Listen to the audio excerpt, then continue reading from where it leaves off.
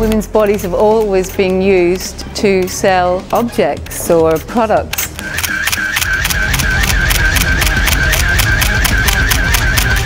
You know, the sexy lie is that if you have a certain look as a woman, then doors will open for you, but that's not the full picture.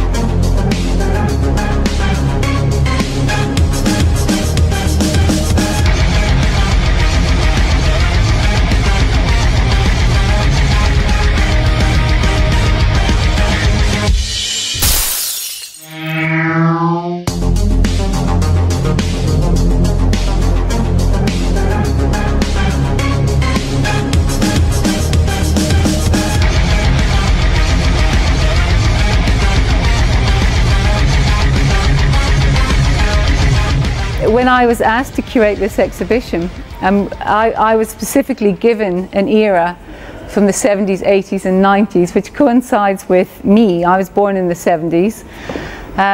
So all this work from the Arts Council collection, which was a really important collection because for photographers who weren't working commercially, it was a source of recognition and funding. But so it played such an important role in our visual history and our photography history.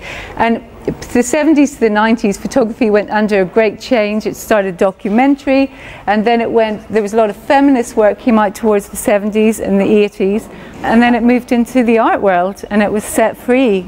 And there's not one of us that doesn't have the innate visual intelligence to be able to decipher an image. What I don't like is high profit and profit margins are erosive, are corrosive and erode young women's and men's sense of self and self-confidence and self-esteem, trying to live up to this unattainable, narrow definition of beauty that we're selling with all these products and clothes and everything else. And you know, I love being a woman. It's great to dress up and to be young and to do all that sort of thing, but I don't want to be either objectified or objectify myself, because I know now, I'm 43, and I suppose instinctively I've known that it's not empowering to be objectified.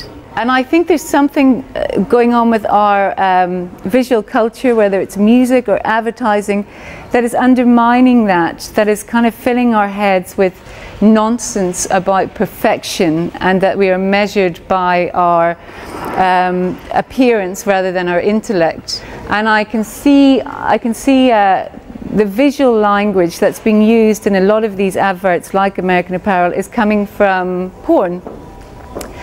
And the problem with pornography is, you know, kids have access to this now. And I do worry that, you know, the influence of porn is affecting girls' and boys' relationships. And I think also aspects of our advertising, like American Apparel, are kind of normalizing that and saying it's okay. We've been sort of brainwashed to thinking that we're inadequate to the women and the men that we see in adverts. And obviously we have a buffer. We know that advertising is what it is. This sort of limited language that adverts like American Apparel trade off is highly influential, subliminal. So, you know, it just seems to be a quick fix now for companies if their profit margins have gone down. It's right, let's get out the guns, let's get out the gun for hire. And there's always a photographer that's, you know, will work in that way.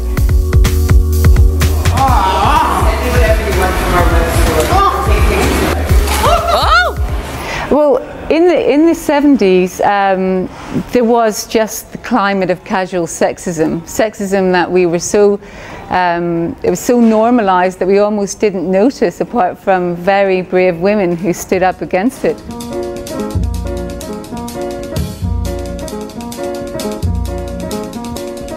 Oh, Cinnamon, where you gonna run to? Cinnamon, where you gonna run to? Where you gonna run to? All on that day, will I run to the rock? Please hide me, I run to the rock. But there is an innocence to the 70s, and actually also what's interesting is when you do see nudity in 70s advertising, it's more about naturalism. So they managed to cover a broad base of consumers, but in a responsible way.